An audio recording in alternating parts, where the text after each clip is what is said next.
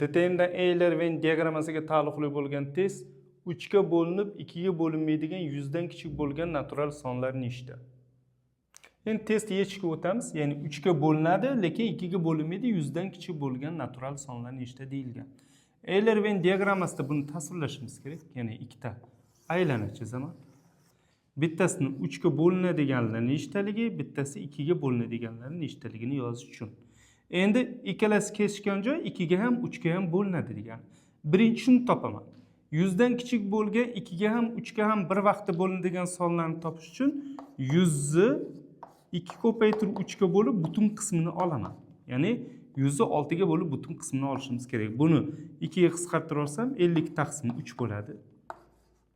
50 ga 3 ga bo'lsam butun qismi 16 chiqadi. Ya'ni 16 ning 3tasi 48 bo'ladi. Demak, ikkalasi uchun umumiy bo'lgani 16 ta ekan. Tak, yozib qo'yaman 16 ta. Endi 3 ga bo'linadiganlarni topaman. Uning uchun 100 ni 3 ga bo'lib butun qismini topaman. 33 ta bo'ladi. Ya'ni 99 bo'ladi. 33 ta bo'lsa 3 ga bo'linadigan sonlar 100 dan kichikni. 16 tasini o'zi yozib bo'ldim men. Demak, 17 tasi qoladi. Keyin 100 dan kichik bo'lgan 2 ga bo'linadiganlar, ya'ni 100 dan kichik bo'lgan endi bitta 100 ni o'zini ola olmayman bunda. O'zi 99 yozishim kerak edi bo'lardi ham 100 yozib ketibman.